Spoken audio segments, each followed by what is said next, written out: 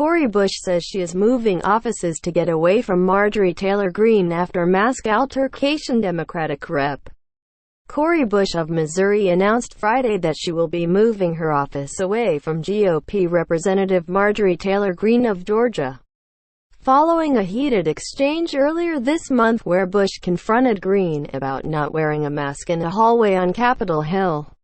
The fallout led Speaker Nancy Pelosi to take the extraordinary step of ordering Bush's office to be moved away from Greene, following a request from Bush. The latest signs of the growing tensions between the two parties in the aftermath of the deadly riot on Capitol Hill. A maskless Marjorie Taylor Greene and her staff berated me in a hallway. She targeted me and others on social media. I'm moving my office away from hers for my team's safety, Bush tweeted Friday. Greene spokesman Nick Dyer responded to Bush's accusation in a statement to CNN by saying, "Representative Bush is actually the instigator and it's on tape. We'll be releasing the video shortly." Greene's office tweeted a short video of the Congresswoman talking into her phone and someone in the background yelling at her to put a mask on. At specific issue is a confrontation from January 13 when Bush and her staff encountered Greene without a mask and talking into her phone in the tunnel between the Cannon office building and the Capitol. According to a description Bush provided to CNN, Bush did not dispute the fact that she confronted Greene, starting the altercation. Bush repeatedly asked Greene to put on a mask, to which Greene and Greene's staff criticized Bush on an unrelated issue. Bush also cited CNN K-File reporting on Greene's social media posts that appeared to support violence against politicians as well as Taylor Greene's repeated antagonization of the movement for Black Lives in the last month, directed towards Congresswoman Bush personally as reason for the move.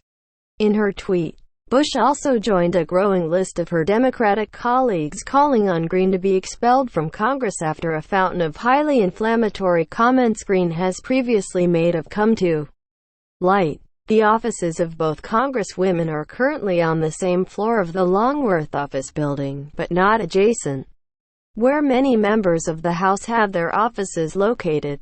The altercation did not happen in the hallway near the Congresswomen's offices. Democratic Rep. Ilhan Omar of Minnesota tweeted that Greene's actions amount to a red flag, and that Bush moving her office doesn't mitigate the threat.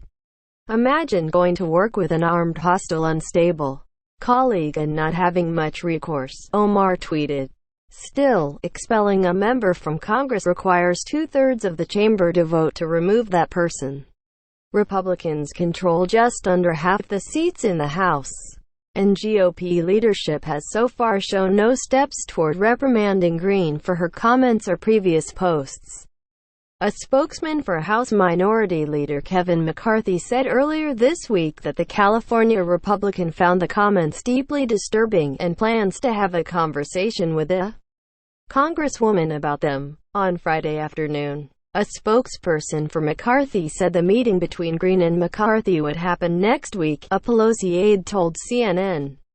This room assignment change was by the direct order of the Speaker upon request from Bush. Offices for members are traditionally assigned through a room lottery system, which takes place in November of an election year, according to guidance put out by the Committee on House Administration.